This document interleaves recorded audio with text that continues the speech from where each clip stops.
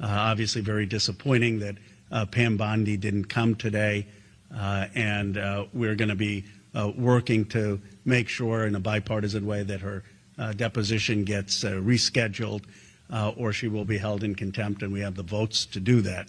But I want to speak more broadly about what the Epstein class means for our democracy and what the way forward is. We meet at a time of crisis in self-government.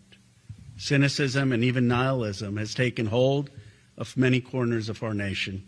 People are losing faith in liberal democracy itself in terms of having the ability to deliver.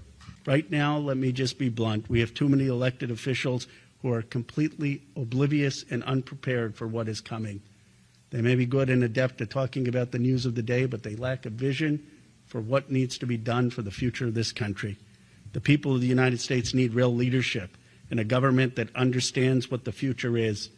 Economic renewal is our new national purpose. We can then build a cohesive, multiracial democracy where every American has dignity, independence, and security. America is desperate to be proud again. America wants to be a force for good again, for ourselves and for the world. With bold leadership and a new economic patriotism, we will take back this nation from the grips of extractive capitalism of an Epstein class and an American people who will build the future. Thank you very much.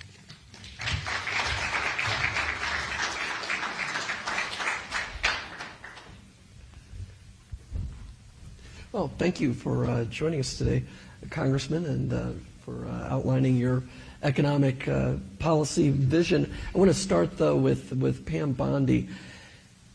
She didn't testify today. You mentioned it briefly at the beginning of your remarks, but if you could elaborate a little bit, what are the next steps with her? She's not Attorney General. She said she was subpoenaed as Attorney General. She's now a private citizen, basically. What do you do from here? Well, she's wrong. Nancy Mace and I wrote the subpoena, so I know what's in the subpoena. The subpoena was for Pam Bondi as an individual, not as Attorney General. And we have the votes to subpoena her again, if it comes down to it, or to hold her in contempt. Remember, there were the votes to hold President Clinton in contempt when he was not coming and cooperating with the committee. President Clinton is not in office, but he was relevant to the investigation. And certainly Pam Bondi is relevant to the investigation. And Nancy Mace and I wrote to Comer saying that we expect him to reschedule this. He is going to try to reschedule it. We need to let that process play out. If not, we will have the votes to hold her in contempt.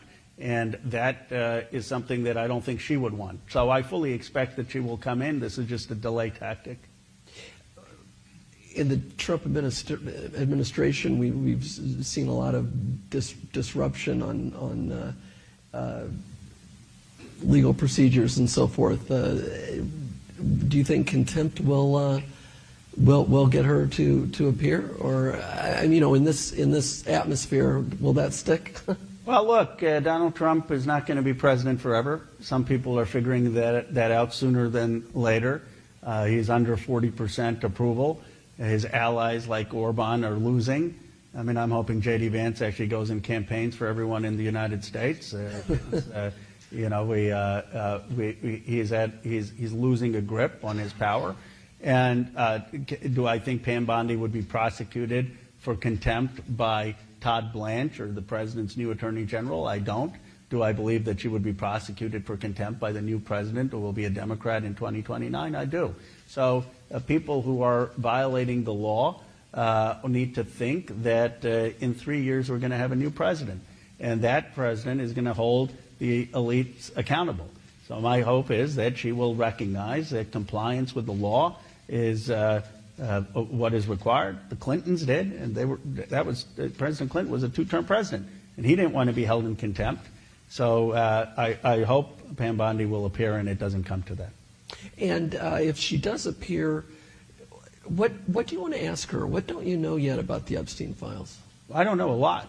I don't know why the 3 million files that have been held have been so blacked out, why the redactions took place in March, where a lot of the names that were mentioned of people who were abusers who raped young girls, why those are all blacked out and even members of Congress can't see them.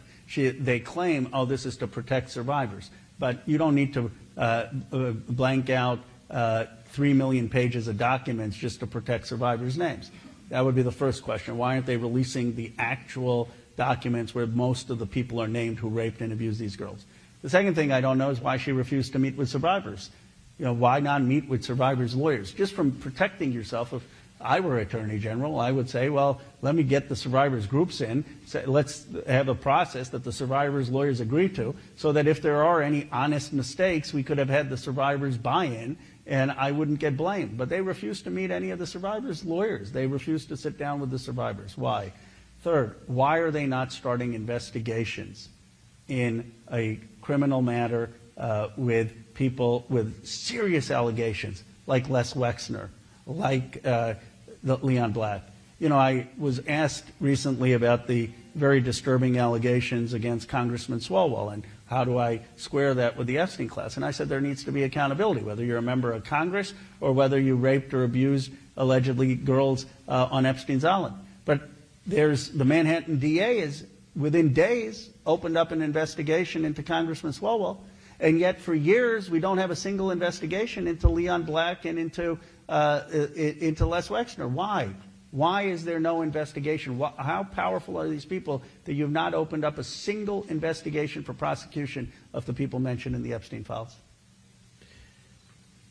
Are there any people who have been mentioned who could be highlighted further than they have been so far? I mean, there's a question about whether members of Congress could read names on the House floor of some of the people who are implicated in the files, and yet that hasn't happened. Do you have that was a question from the audience. Do you have a response? I tried that, and we had two names that I revealed with Massey. One was the Dubai port CEO, and one was Les Wexner. But the challenge is that members of Congress, that it shouldn't be naming names where their context is not clear. Because 4 of those names that I read, it turned out that, well, they were part of a lineup with the FBI.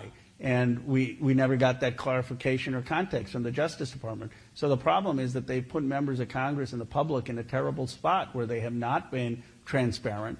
They have not been able to identify who these people are. So you don't want members of Congress just naming people in the Epstein files without any context.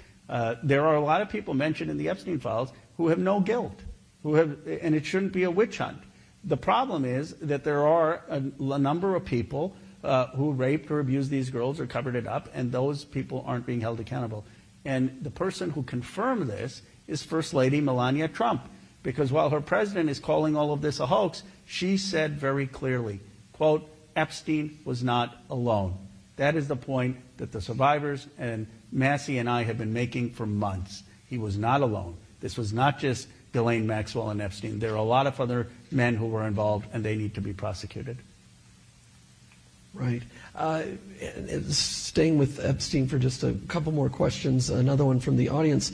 Do you see any, and this has come up a lot in sort of the milieu that we have here with Iran and Epstein going on at the same time? I knew it would be a bait and switch. I knew people wanted to talk about Epstein, which I'm happy to do. And then I said, but I'm going to push my economic vision anyway. I'm going to get to that. I will get to that. But do you see any relationship in the timing of President Trump's foreign policy announcements and actions like those in Iran with the timing of breaking scandals related to the Epstein files? Create distractions? You know, I saw 2 memes online. First, when the president went into Iran, I saw war a way to distract from Epstein files. And then when Melania Trump made her statement, I saw a meme saying Epstein files in a way to distract from war. The reality is that they're both terribly unpopular and wrong policies. The Epstein class cover-up betrays a lack of transparency from this administration, and this war also betrays a lack of transparency from this administration. I don't believe that the president went to war just to get the Epstein matter off the front pages, though it had that impact of reducing searches. I believe that he went to war because he was talked into it by hawks, and it's led to a disaster with gas prices up, with the Strait of Hormuz more controlled by Iran, by a more hardline regime in Iran, by 13 service members dead, by thousands killed in that region. But I don't believe it was just to get the Epstein files off the front page. Right, and we will pivot to economics. You can ask more questions. I was just joking around. No, I know. But actually, this is where I wanted to pivot anyway. The midterm elections are coming up, important for your party in terms of trying to take back the House and perhaps the Senate. Epstein versus affordability, or Epstein versus economic equality. Which one do you think is more important for the campaign for House candidates, Democratic House candidates, to emphasize on the campaign trail? The point I tried to make is that they're connected, and here's how they're connected. The Epstein class has led to a system of extractive capitalism that basically has been indifferent to the working class.